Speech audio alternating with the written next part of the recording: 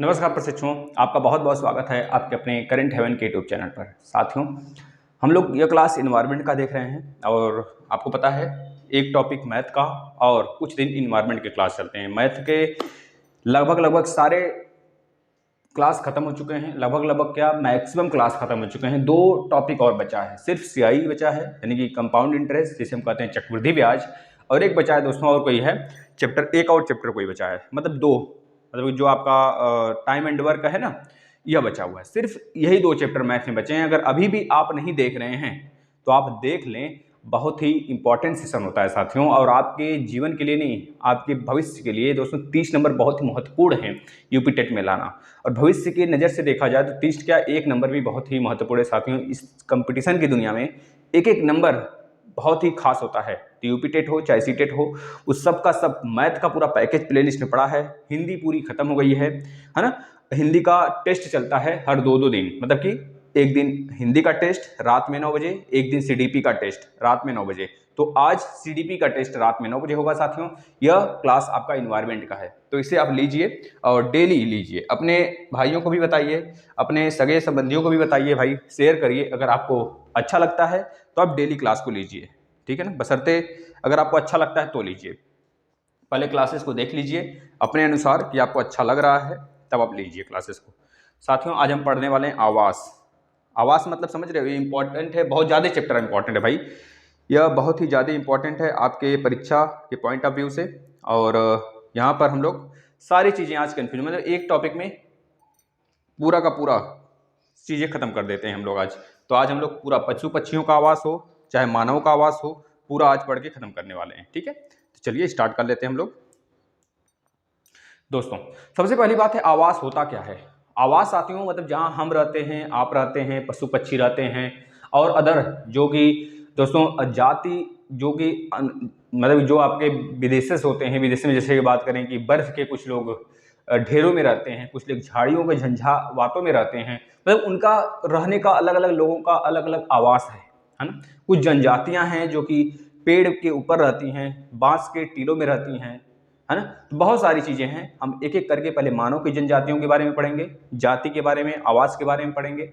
आवास के प्रकार क्या होते हैं, यहाँ पे पूछा जाता है प्रश्न, बहुत पूछा जाता है, तो आप 1 नंबर यहाँ से सुनिश्चित कर सकते हैं। तो चलिए सबसे पहला हेडिंग लगा लीजिए आवास। आवास क्या होता है साथियों, तो लिख लेना, वह स्थान जहां हम रहते हैं, जैसे घर आवास कहलाता है ना। वह स्थान जहां हम रहते हैं वह आवास कहलाता है। आवास हमें सर्दी, गर्मी, हिंसक जानवरों से सुरक्षा प्रदान करता है। इतनी बातों तो सभी को पता होगा और सभी लोग जानते होंगे। आवास के बहुत प्रकार हैं, 1-2 प्रकार नहीं है, बहुत प्रकार हैं, और सारे प्रकार से रिलेटेड क्वेश्चन बनते हैं। तो पहला लिखेंगे बांसों, बांसों पर टिका घर, पहला प्रकार है दोस्तों। बांसों पर लिखते चलिए, बांसों पर टिका घर, टिका घर। टीका नहीं लिखेंगे, टीका मतलब चंदन हो जाता है, टिका घर मतलब कि इसमें छोटी ई की मात्रा होती है। बस इस तरह से लिखिए, बांसों पर टिका घर। यह पहला आवास का प्रकार है साथियों। देखिए, यह आप लोग सेशन शेयर नहीं करते हैं, बहुत दुख होता है, इतने कम बच्चे होते हैं लाइव, बहुत ही दुख होता है साथियों। इतने बच्चे पेपर देने वाले हैं, क्या इतने बच्चे हैं बताओ। आप लोग शेयर करो, अपने कॉलेज के ग्रुप में शेयर करो, अपने फेसबुक पर दोस्तों, अपने फेसबुक पर शेयर करिए, अपना स्टेटस लगाइए, बताइए लोगों से भाई, है ना। तो जो बांसों पर टिका घर, सबसे पहले इसमें हम लोग कुछ चीजें जान लेते हैं। आपने पहला लिखा, अब इसके अंदर लिखिएगा जहां पर पानी ज्यादा बरसता है, जहां पर बारिश ज्यादा होती है। जैसे कि असम में जो घर बनाए जाते हैं दोस्तों, वो जमीन से 10-12 फीट ऊंचे। यह प्रश्न बना था आपके यूपी टेट की एग्जाम में। जो असम के घर होते हैं वो किस प्रकार के घर होते हैं, तो बताएंगे बांसों पर टिका हुआ घर जो बनाया जाता है वो असम पर 10 से 12 फीट ऊंचे जमीन से होते हैं, जो कि बांसों के खंभों पर बने होते हैं। कैसे, दोनों तरफ बांस लगाकर, बांस के ऊपर, जैसे आप लोग देखते होंगे अपने गांव घर में मचान जिसे बोलते हैं, मचान लोग बनाते हैं कि जैसे बाल बजड़ा बो दिए, मान लीजिए कोई ऐसा गेहूं, मतलब कि कोई बाल आता है, भुट्टा बो दिए, तो उसको निगरानी करने के लिए उसका लोग ऊंचे ऊंचे मचान बना लेते हैं कि जो लकड़बग्घा आते हैं सब ना, बाल वगैरह खा जाते हैं, तो फसल बर्बाद ना करें, उसको दूर से ही भगा सकें। समझ रहे हैं ना। तो यह होता है बांसों पर टिका घर। यह दोस्तों ज़्यादातर बरसात वाले स्थान पर बनाया जाता है जहाँ पर पानी बहुत ज़्यादा बरसती है। और यह असम के घर होते हैं जो कि जमीन से 10 से 12 फीट ऊंचे बने होते हैं। यह 2 बांसों के खंभों पर टिके होते हैं। सिर्फ इतना बहुत है, लिख लीजिए। इसके बाद दूसरा लिखिएगा साथियों, दूसरा लिखिएगा। दूसरा बहुत छोटा टॉपिक है लेकिन यहाँ से प्रश्न आते हैं। इसके बाद हम लोग पढ़ेंगे मेला। जितने मेला हैं, स्थानीय मेला हो गए और प्लस आपके भारत के जितने मेले हो गए वह सब, राज्य के मेले हो गए कुछ, और कुछ स्थानीय मेले जो यूपी के हैं वह सब पढ़ेंगे। तो जो घुमंतू लोगों के घर, दूसरा लिखेगा घुमंतू लोगों के घर, घुमंतू लोगों के घर, ये दूसरा हेडिंग लगा के लिख लीजिए इसके अंदर। दोस्तों आपको पता होगा जैसे कि हमारे सैनिक हो गए, हमारे जैसे हम ही लोग हो गए, देखिए कभी जाते हैं जब टूर पे, 2-4 दिन के टूर पे जब पैसा रुपया हो जाएगा तो आप लोग भी जाएंगे भाई, कमाई धमाई होने लगेगी, मम्मी पापा का सपना पूरा कर लोगे, तब आप भी लोग भी जाओगे भाई अपने फैमिली के साथ, है ना। तो जब जाएंगे वहाँ पर तो आप पता है 1-2 दिन रुकते हैं, शिविर लेते हैं। अब तो जगह जगह घर बन गए हैं, आवास बन गए हैं। जैसे कि आप मनाली चले गए, कुल्लू मनाली घूमने हिमाचल प्रदेश में, लद्दाख घूमने चले गए, तो यहाँ पर लोग बर्फ के टीलों के बीच रहते हैं। हम बताएंगे किस प्रकार के वहाँ पे घर बनता है, अभी इसके बाद ही आने वाला बर्फ के घर। दोस्तों घुमंतू लोगों के जो घर होते हैं, जैसे हमारी सेना हो गई, शिविर जिसे बोलते हैं, वो जब अलग अलग जाती है तो तंबू जैसा आकृति बनाती है, ऐसे तंबू जो शंकु के आकार की होती है, जिसे बोला जाता है कोन, शंकु के आकृति का आकार घर बनाती है दोस्तों, उसे बोला जाता है घुमंतू लोगों के घर, यानी कि तंबू के नाम से भी इसे जाना जाता है, तंबू। तो लिख लेंगे आप तंबू का घर उन्हीं का होता है जो घूमने वाले लोग होते हैं। दोस्तों इनके जो घर होते हैं टेंट में होते हैं, टेंट, इसे टेंट भी बोला जाता है। पर्दा होता है, जैसे आप देखते हैं शादी ब्याह के माहौल में टेंट लगाया जाता है, वही टेंट, जिन्हें अस्थायी घर कहा जाता है। तो एक एग्जाम में क्वेश्चन बना था, अस्थायी घर किस प्रकार के घर को कहते हैं, तो लिख लीजिएगा अस्थायी घर जो होता है दोस्तों उसे कहते हैं घुमंतू लोगों के घर। ठीक है भाई, इतना ही प्रश्न यहाँ से बनेगा, बस इससे ज़्यादा नहीं बनेगा। जो चीज़ें फैक्चुअल एग्जैक्ट दी जा रही हैं वहीं से प्रश्न आएंगे, इससे बाहर नहीं आता है, क्योंकि एक सीमा फिक्स होती है यूपी टेट में, उससे बाहर नहीं आता भाई। आप पढ़ तो जाओ, ठीक है। चलिए फोड़ के आओगे, यह वादा है। अगला हेडिंग लगाएंगे बर्फ के घर। बर्फ के घर सभी लोग को पता होगा साथियों, कहाँ पे बनेंगे, बर्फ के घर। तीसरा है, तीसरे नंबर का लिख लीजिएगा। दोस्तों बर्फ के घर जो होते हैं दोस्तों बर्फ वाले इलाके में बनाए जाते हैं, वो भी किसी अस्थाई, मतलब वहाँ के निवासी जो होते हैं उनके द्वारा। जैसे कि बात करें दोस्तों, जहाँ चारों तरफ बर्फ होते हैं, जैसे हमारा उत्तरी ध्रुव, दक्षिणी ध्रुव, जो वहाँ पे लोग निवासी होते हैं वह लोग बर्फ के घरों में रहते हैं। जैसे बात करें जनजातियाँ हो गई, एक इग्लू जनजाति आपने सुना होगा, और इग्लू नाम से आकृति भी होती है। बर्फ के घर की जो आकृति होती है जो ठंडे वाले प्रदेशों में बनाई जाती है उसे इग्लू कहते हैं। जो कनाडा हो गया और हमारे जो कि रूस का साइबेरियन एरिया हो गया, रूस के ऊपर वाला, रूस का 60% में तो कोई रहता ही नहीं, 60% में साइबेरियन, वहाँ पे वर्ष भर बर्फ जमा होता है, ठीक है ना। वहाँ पर अगर कोई आग का गोला भी गिर जाए ना वहाँ पे ऊपर से टूटकर, तब भी वहाँ पर शायद ही कोई इफेक्ट पड़े, इतना ज़्यादा बर्फ जमा होता है साथियों, है ना। तो याद रखेंगे इग्लू नाम का जो घर होता है उसे कहते हैं बर्फ का घर, इग्लू। इग्लू लिख लीजिएगा, इसे कहते हैं इग्लू। इग्लू एक जनजाति भी होती है जो कि कनाडा वाले क्षेत्र में पाई जाती है, कनाडा वाले क्षेत्र में होती है।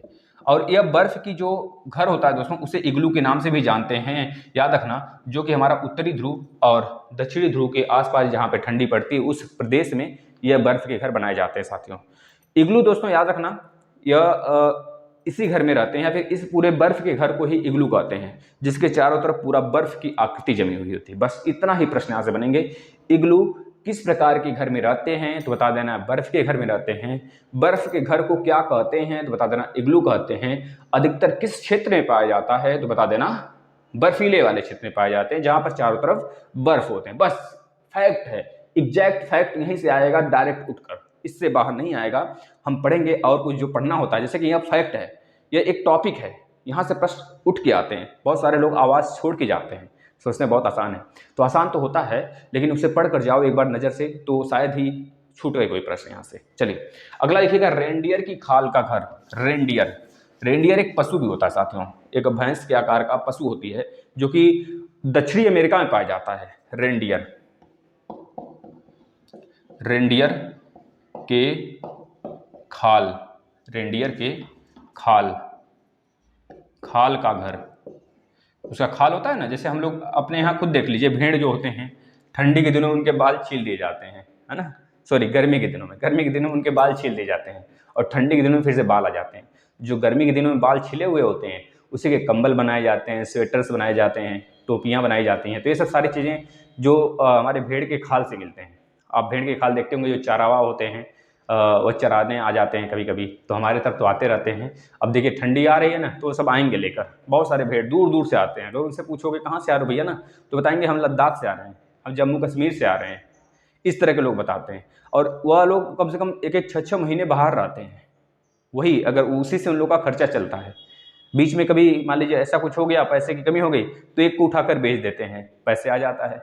और जब एक को उठा के बेचते हैं तो बहुत सारे पैदा भी होते हैं, ऐसी बात नहीं, उसमें मादा और नर दोनों होते हैं, है ना, तो जन्म भी लेते हैं। एक बेचेंगे 10 जन्म लेंगे, तो इस तरह से उनकी परिवार बढ़ता चला जाता है और उनकी वही कमाई होती है। तो यहाँ पर देखिए रेंडियर की खाल की घर, रेंडियर एक प्रकार की जंतु होती है साथियों, और इसके खाल में बने हुए घर को हम रेंडियर के घर बोलते हैं, जो कि उत्तरी ध्रुव स्थानों जैसे लैपलैंड में, कुछ लैपलैंड एक जगह है, पूछा गया है यह प्रश्न, लैपलैंड उत्तरी ध्रुव का एक जगह है दोस्तों लैपलैंड, वहां पर यह अधिकतर देखने को मिल जाता है। तो लिख लेंगे यह भी उत्तरी ध्रुव के स्थानों पर बनाया जाने वाला घर है, जो कि लैपलैंड में कुछ रेंडियर चारावाह जो हैं दोस्तों, रेंडियर चारावाह, देखिए रेंडियर हमारा पशु भी है, रेंडियर की खाल भी होती है, रेंडियर की खाल रेंडियर की पशु से मिलती है, और जो रेंडियर को चराने वाले होता है उसे रेंडियर चारावाहे बोलते हैं, है ना, रेंडियर चारावाह। तो रेंडियर चारावाह ही रेंडियर की खाल से बने टेंट में रहते हैं, इस तरह से आप बोल सकते हो। जो रेंडियर चारावाह होते हैं, रेंडियर चारावाह व चारावाह होते हैं, वह रेंडियर्स के बने खाल में रहते हैं, है ना, इस तरह लिख लीजिएगा, रेंडियर से बने खाल में रहते हैं, रेंडियर से बने खाल में रहते हैं। ठीक है भाई, ऐसे आप लोग लिख लीजिए एक एक टॉपिक, यहाँ से प्रश्न बनेंगे, बस एक बार रिवीजन करके जाना, एक बार आज देख लो, कॉपी पे लिख लो, एक बार रिवीजन कर लेना वीडियो को, जिस दिन पेपर हो जाए। बहुत सटासट रिवीजन होती है, रिवीजन मतलब 2 पे करके आप देख लो। यूट्यूब में एक ऑप्शन होता है, उसे आप स्पीड बढ़ा के 2 पे करके देख लोगे ना, 30-30 मिनट से क्लास होते हैं, आराम से फिनिश हो जाएगा। अगला लिखिएगा हाउस बोट, अगला घर का मतलब आवास का टाइप, यह मानव का आवास चल रहा है भाई, यह मानव का आवास चल रहा है, मानव जाति का। अभी हम चलेंगे पशु पक्षियों के आवास पर, छोटा छोटा है फैक्ट, तो आप उसको लिखते चलिए। हाउस बोट बोलते हैं, हाउस बोट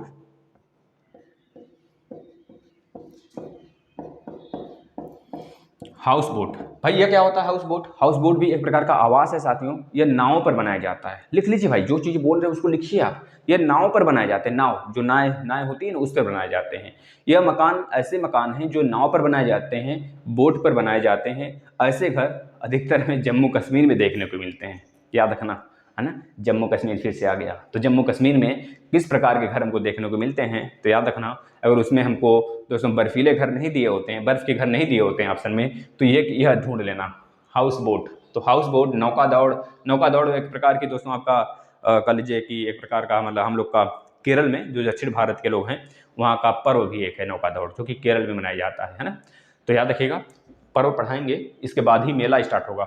मेला मतलब मेला घूमने वाला नहीं तो हम लोग एक तरह से ऐसा मेला पढ़ेंगे जो हमारे एग्जाम में फंस जाए, फिर उसके बाद हम खुद मेला मनाएंगे नौकरी पाने के बाद भाई। ठीक है, इसको लिख लीजिए, बहुत आसान था। यह जम्मू कश्मीर में पाया जाता है, सिर्फ जम्मू कश्मीर में बनाए जाते हैं, या ऐसे घर भारत की बात करें तब जम्मू कश्मीर बनता है ना। एक प्रश्न यहाँ से बना है, इस वजह से हमने इसको ले लिया। अगला, बिना दीवार के घर, लिख लीजिए भाई, बिना दीवार के घर, यह भी एक प्रकार का आवास है। बिना, अब आप अपने दिमाग से सोचो, बिना दीवार के घर कहाँ पे होंगे? बिना दीवार के घर भाई, बिना दीवार के घर उसी जगह होंगे जहां पे बहुत बारिश होगी, आंधी तूफान बहुत ज्यादा आएंगे, जहां पे बहुत बड़े बड़े जंगल होंगे। तो लिख लेना दोस्तों, अमेजन के जंगल। अमेजन के जंगल कहाँ पाए जाते हैं बता देना, दक्षिण अमेरिका में पाए जाते हैं, ब्राजील वाले इलाके में, बोलिविया वाले इलाके में, है ना, और कौन सा एक है, बोलिविया हो गया, और बहुत सारे वहाँ पे जो सटे हुए उत्तरी अमेरिका के, दक्षिण अमेरिका में उत्तर की तरफ वाले जितने देश हैं वहाँ पाया जाता है। तो अमेजन का जंगल ब्राजील में बहुत ज़्यादा फैला हुआ है। तो लिख लेना, अमेजन के जंगल में जहाँ बहुत ज़्यादा पानी बरसती है और बहुत ही गर्मी पड़ती है, उस वाले क्षेत्र में बिना दीवार के घर पाए जाते हैं। हमने क्या बोला, अमेजन के जंगल में जहाँ बहुत ज़्यादा पानी बरसती है और जहाँ बहुत ज़्यादा गर्मी पड़ती है, वहाँ पर ऐसे घर को, मतलब ऐसे घर होते हैं, उसे आवास के रूप में मानो उसका मतलब कि उसका उपयोग करते हैं। इस तरह बना लीजिए, बिना दीवार के घर अमेज़न के जंगल में, जहाँ पर बहुत ज़्यादा पानी बरसती है, बारिश होती है, वैसे स्थानों पर ये देखने को मिलता है। अब जरूरी नहीं कि अमेज़न के जंगल में ही मिलेगा, यह हमारा सबसे बड़ा जो अफ्रीका का जंगल, अफ्रीका तो पूरी जंगलों वाला देश ही, कॉन्टिनेंट से बोला जाता है, एक प्रकार से काला कॉन्टिनेंट्स, ब्लैक कॉन्टिनेंट्स के नाम से जाना जाता है।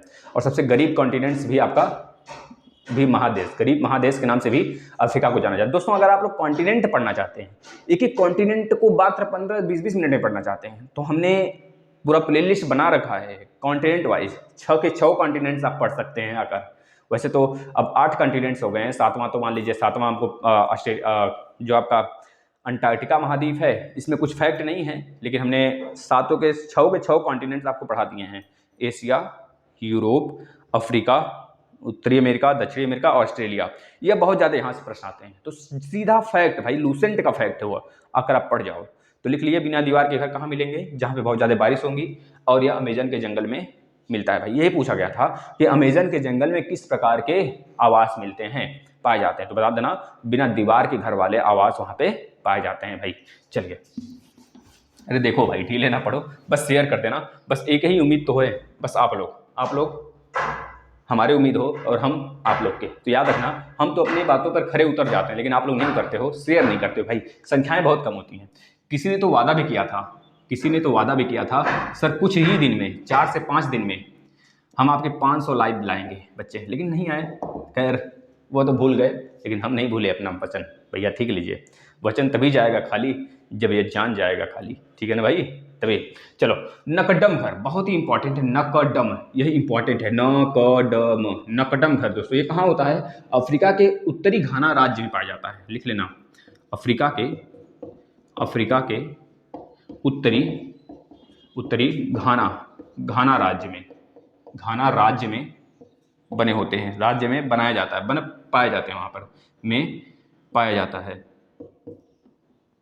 है, अभी बनाया जाता है, फिर पाया जाता है, लिख लेंगे, है ना, पाया जाता है। अफ्रीका के उत्तरी घाना राज्य में, अफ्रीका जो है हमारा, उसके उत्तरी वाले घाना एक देश है, उसके घाना राज्य में, मतलब घाना में ही उत्तर वाले पार्ट में यह पाया जाता है। साथियों याद रखना दोस्तों, लोग बाहरी दीवारों को सब्जियों के रसों से लेप देते हैं। इसमें जो होता है, मिट्टी की जो गीली मिट्टी की मोटी दीवार से बनाया जाता है, यह बात लिख लीजिएगा, गीली मिट्टी की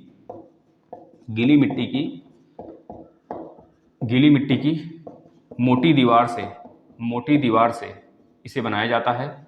तो पूछा जाता है, गीली मिट्टी की मोटी दीवार से बनाए जाने वाला घर का नाम बताइए, तो बताएंगे नकदम घर, जो कि दोस्तों लोग इसको जो है, लोग बाहरी दीवारों को, इसके बाहरी दीवारों को, जो आपका यह घर है, इसके बाहरी दीवारों को लोग सब्जियों के रसों से लेप देते हैं। सब्जियों, जो हमारे सब्जी होते हैं ना, सब्जियों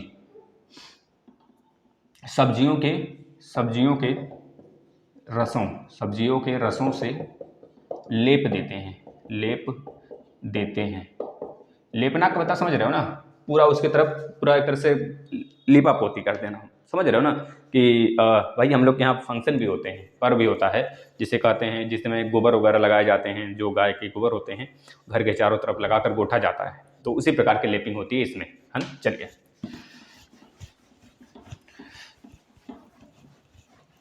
अगला हेडिंग लगाइएगा भाई, इसमें घर, हवा के घर, देख लो भाई, हवा के घर में कौन रहेगा भाई, बता दो।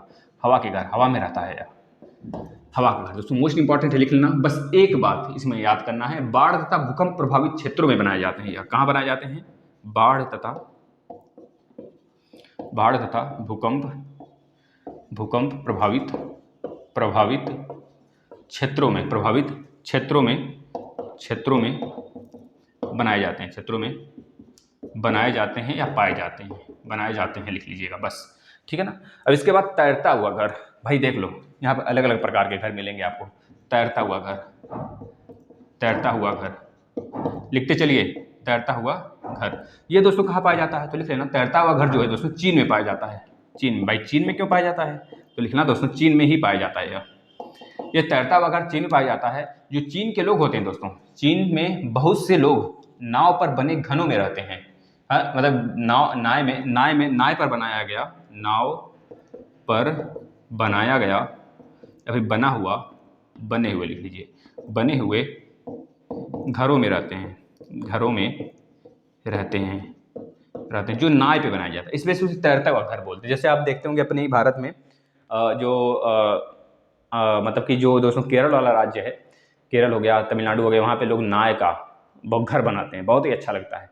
आज यहाँ होता है, कल वहाँ चला जाता है, तो यही नाव का घर होता है ना, जहाँ पे पानी वाला इलाका होता है ना, वहाँ पे बनाया जाता है तैरता हुआ घर। तो इस तरह से बस लिख लेंगे तैरता हुआ घर। दोस्तों इसमें जो होता है, वे लोग मुर्गी पालन व सब्जियां उगाते हैं। इन घरों को साम क्या कहते हैं, सामपान भी कहते हैं। याद रखना दोस्तों, मोस्ट इंपॉर्टेंट है सामपान, याद रखना सामपान। तो पूछा गया है किस प्रकार के घर को सामपान कहते हैं, तो याद रखना तैरते हुए घर को हम क्या कहते हैं, सामपान कहते हैं, जो कि चाइना में स्थित है। यहाँ के लोग दोस्तों नाव पर घर बनाते हैं, और किस लिए बनाते हैं, अधिकतर लोग क्या करते हैं दोस्तों, यहाँ पर जो चाइना है दोस्तों बहुत ही ज़्यादा, अब पता है आपको, बहुत ही आगे है। वो क्या करती है, इस नाव पर सब्जियां उगाती है, फल उगाती है ना। तो इस तरह के घरों में, ठीक है ना, बस वही है सामपान उसे कहते हैं। क्या कहते हैं, सामपान कहते हैं। जहाँ पे लोग क्या करते हैं भाई, मुर्गी पालते हैं और सब्जियां उगाते हैं, ऐसे घरों में याद रखना। मुर्गी पालन, जिसे कुक्कुट पालन भी कहते हैं, मुर्गी पालन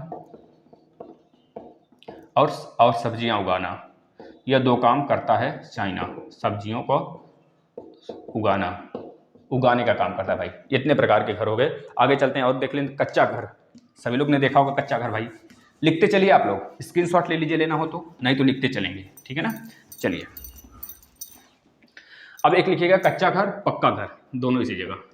कच्चा घर कच्चे मिट्टी से, पक्का घर पक्के मिट्टी से भाई। कच्चा घर, नीचे लिख लीजिए पक्का घर। पक्का घर मोस्ट इंपॉर्टेंट है। पक्के घर में हम जैसे, आप जैसे लोग रहते हैं भाई, और कच्चे घरों में पहले के माँ बाप रहते थे, है ना, जो बूढ़े बुजुर्ग हो चुके हैं इस समय। तो कच्चा घर, कच्चा घर साथियों लिखिएगा कच्चा घर। कच्चा घर कहाँ यूज होता है आपको पता होना चाहिए। कच्चा घर दोस्तों ऐसे घर होते हैं जो मिट्टी, घास, फूस और बांस आदि के बनाए गए होते हैं। जैसे घास, मिट्टी, घास फूस, बांस आदि के बनाए गए होते हैं, इसे हम कहते हैं कच्चा घर। पक्का घर दोस्तों आपको पता है सीमेंटेड होते हैं, सीमेंट बालू ईंट के बनाए होते हैं, लिख लीजिएगा। जिसमें हम लोग रहते हैं, सीमेंट बालू ईंट के बनाए गए होते हैं, ईंट के बने होते हैं, इसे क्या कहते हैं भाई, पक्का घर कहते हैं। एक मोस्ट इंपॉर्टेंट लास्ट, इसके बाद चलते हैं पशुओं के आवास की तरफ, बस लास्ट। दोस्तों यह ऐसा मत समझना, बहुत हल्का मत लेना। अभी आया था ना बहुत सारे डिफिकल्ट वर्ड, तो ऐसे ही वर्ड आ जाते हैं, और एक नंबर बहुत मायने रखता है। यह मत सोचना इसको छोड़ देंगे तो हमारा 30 में 30 आ जाएगा या फिर 120 चला जाएगा। छोड़ने की तो बात ही मत किया करो भाई, ठीक है। छोड़ना नहीं है, जो लोग छोड़ते हैं वही तुमको कवर करना है, तभी तो दूसरे से आगे जाएंगे। इतना दिमाग में सेट कर लोगे ना, तो दुनिया में कोई मैकलाल नहीं हरा सकता आपको। चलो दोस्तों, पशुओं के प्रकार के घर पढ़ने से पहले एक और पढ़ लीजिए, पत्थर के घर। यह मोस्ट इंपॉर्टेंट है साथियों, पत्थर के घर। पत्थर के घर, पत्थर के घर याद रखना दोस्तों। पत्थर के घर जो होते हैं पहाड़ी वाले इलाके में मिलते हैं। कहाँ बनते हैं, पहाड़ी वाले इलाकों में दोस्तों बनाए जाते हैं। पहाड़ी वाले इलाकों में बनाए जाते हैं दोस्तों। ये पहाड़ी वाले इलाके में तो बनाए जाते हैं, लेकिन इनके जो छत होते हैं, जैसे कि इस प्रकार से पहाड़ी वाले इलाके में बना दिया गया, इनके जो छत होते हैं दोस्तों ये सीमेंटेड होते हैं। याद रखना सीमेंटेड होते हैं, सीमेंटेड, जैसे हम लोग के घर होते हैं सीमेंटेड होते हैं साथ में। जब यह कैसे घर होते हैं, सीमेंटेड। उनका ऊपर वाला जो ये छत का ऊपर वाला हो गया ना पोर्शन, जिसे बोलते हैं छाजन डालना, छाजन या फिर कुछ और बोलते हैं, जो बड़ी बड़ी मशीनें आती हैं बनाने के लिए, उस पर सीमेंट वगैरह डालती है। तो यह मतलब जो इनका ऊपर वाला छत होता है यह सीमेंटेड होता है। और ये पहाड़, क्योंकि वहाँ पर ईंट वगैरह बहुत कम मिलते हैं, तो ईंट वगैरह लगाने से अच्छा है कि पत्थर ही खड़ा कर लेते हैं लोग। पत्थर खड़ा कर लेते हैं चारों तरफ, और पत्थर को तोड़कर थोड़ा सा एडजस्टमेंट कर लेते हैं और अपना घर आवास बना लेते हैं। ऊपर उसके छाजन डाल देते हैं सीमेंटेड का साथियों, है ना। तो इस प्रकार के घर कहाँ बनाए जाते हैं, तो बता देना पहाड़ी वाले इलाके में है। जैसे हम लोग के पहाड़ी राज्य कितने हैं बताना दोस्तों, अरुणाचल प्रदेश है, सिक्किम है ना, आपका नेपाल के नीचे थोड़ा बहुत पड़ जाता है आपका, जैसे कि बिहार का ऊपर वाला हिस्सा हो गया, और यूपी का ऊपर वाला हिस्सा हो गया। इधर चले जाइए आप, उत्तराखंड में आ जाइए, हिमाचल प्रदेश में आ जाइए, लद्दाख वाले पोर्शन में आ जाइए, तो इस सब तरफ दोस्तों, है ना। तो याद रखेंगे इसे। चलिए अब आ जाते हैं पशुओं के आवास की तरफ। पशुओं के आवास, हेडिंग लगाइए, पशुओं के आवास। पशुओं के आवास, पशुओं के आवास की तरफ आ जाइए। जो पशुओं का आवास है दोस्तों, उसमें लिखिएगा पहला बंदर। भाई बंदर किस में रहता है आपको ही बताओ, शाखाओं पर रहता है ना। तो बंदर कहाँ पे रहता है, पूछा गया है भैया, शाखा। बहुत छोटे छोटे प्रश्न हैं, लेकिन हमारे लिए एक नंबर सुनिश्चित कर देंगे, शाखाओं पर रहता है, याद रखना। दूसरा खरगोश, खरगोश और चूहा बिल में रहता है भाई, खरगोश और चूहा खरगोश और चूहा साथियों कहाँ पर रहता है, बता देंगे बिल में रहता है, जमीन के अंदर, बिल में, जमीन के अंदर, बिल में, जमीन के अंदर, जमीन के अंदर भाई, बिल में जमीन के अंदर रहता है। दूसरी बात मधुमक्खी, ये भी पूछा गया है, मधुमक्खी, मधुमक्खी लिख लेना, फटाफट लिखते चलिए। मधुमक्खी दोस्तों, ये दोस्तों कहाँ पे रहती है, छत्ता में रहते हैं, छत्ते बनाते हैं, छत्ते, छत्ते में रहते हैं, छत्ते में, छत्ते में रहते हैं दोस्तों। यही सब इन्वायरमेंट का पोर्शन है भाई, सारी चीज़ें इन्वायरमेंट पे आती हैं, इतिहास, भूगोल, पॉलिटी। अभी तो पॉलिटी स्टार्ट करना बचा है, अभी पहले हम वर्ल्ड ज्योग्राफी खत्म करेंगे। वैसे एक टॉपिक ऐसा आया करेगा बीच में, छोटे छोटे टॉपिक हैं। इसके बाद अभी वर्ल्ड ज्योग्राफी के तो बहुत हिस्सा हमको पढ़ना है। फिर इंडियन ज्योग्राफी, वैसे इंडियन ज्योग्राफी हमने पढ़ा रखे हैं, लगभग 17 लेक्चर हैं, आप आकर देख लो, एक सेपरेट प्ले लिस्ट में है ना। मधुमक्खी हो गया। मधुमक्खी के बाद दोस्तों याद रखना सांप, सांप भाई, सांप किस में रहता है दोस्तों, सांप अपना बिल कभी नहीं बनाता है, इतना याद रखना, ये दूसरों के बिल में रहता है ना। तो याद रखना सांप बिल में तो रहता है लेकिन दूसरों के बिल में रहता है, खुद के बनाए हुए बिल में नहीं रहता है। और इसी का एक प्रजाति होता है जिसे बोला जाता है दोस्तों कोबरा, किंग कोबरा। जो किंग कोबरा होता है साथियों, यह पक्षियों के घोंसले को अपना बना लेता है, पक्षियों के पेड़ पौधे में जो घोंसले बनाए गए होते उसमें रहता है, पक्षियों के घोंसले में, पक्षियों के घोंसलों में रहता है, के घोंसलों में, घोंसलों में, घोंसलों में कौन रहता है भाई, king cobra, king cobra, king cobra रहता है भाई, याद रखना सांप भाई, ठीक है ना। चलिए अगला, अगले पशु कौन आ जाते हैं साथियों दोस्तों, मोस्ट इंपॉर्टेंट और प्यारा प्यारा दो लोग हैं, उनका नाम है गौरैया और कबूतर। गौरैया और कबूतर दोस्तों, गौरैया कितना प्यारा है बताओ, आपके घर में पाया जाता है गौरैया? हमारे यहाँ तो पानी रखा जाता है इसके लिए छत पे, और डेली दाना डाला जाता है, चाहे ठंडी हो, चाहे बरसात हो, चाहे गर्मी हो, डेली उसके लिए छोटा सा छत बनाया गया है। हम कभी दिखाएंगे आपको अपने गौरैया को, तो उससे बहुत सारी गौरैया आती हैं, एक दो गौरैया नहीं आती, वहाँ बड़े बड़े कौवे भी आ जाते हैं, उसका खाना खा लेते हैं बेचारी का, जो हम देखते हैं तो उसको भगाते हैं। लेकिन गौरवों के लिए, गौरैया के लिए ही बनाया गया है। वैसे गौरैया बहुत कम दिखते हैं छात्रों, अब अगर आप देखेंगे इस समय तो गौरैया का जो मरना है, मतलब कि जो विनाश होता है बहुत तेज हो गया, पक्षियों का विनाश, पक्षियाँ बहुत कम दिखती हैं आसमान में, देखो।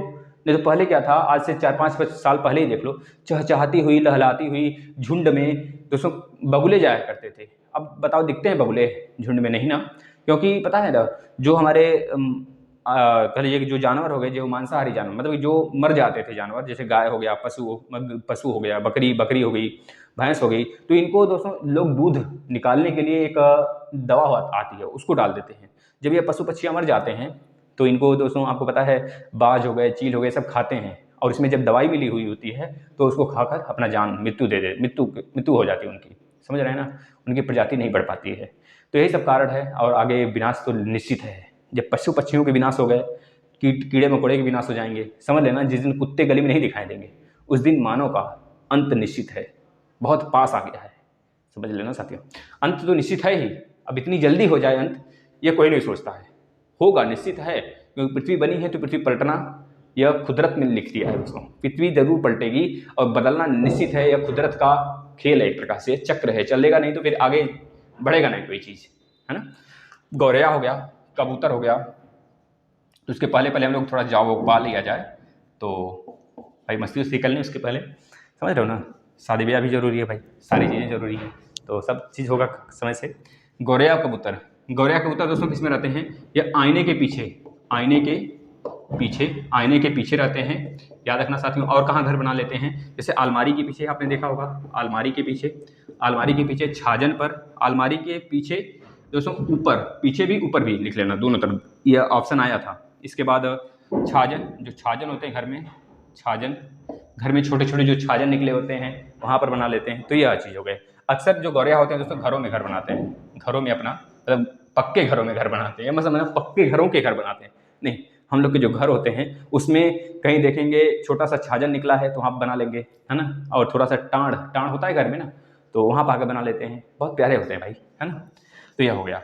इसके बाद कोयल, कोयल लिखिएगा तो दोस्तों, कोयल और चींटी, चींटी पहले चींटी लिख लीजिए, चींटियाँ साथ में लिख लीजिएगा, ये बिल में रहते हैं, कहाँ पर रहते हैं, ये बिल में रहते हैं, है ना, बिल में बनाते हैं। कोयल लिख लीजिएगा साथियों। कौवे के घोंसले में रहते हैं, कौवों के घोंसले में रहते हैं, कौवों के घोंसले में रहते हैं। इसके बाद शेर कहाँ रहता है, बता दें भाई, शेर तो राजा है जंगल का, कहीं भी रह सकता है, नहीं, ये अपनी गुफा में रहता है, इसलिए गुफा में केवल यही रहता है, ठीक है ना। 1 मिनट वीडियो देखते हैं, फिर छोटा सा एक फैक्ट बचा है, उसके बाद ये सेशन समाप्त हो जाएगा।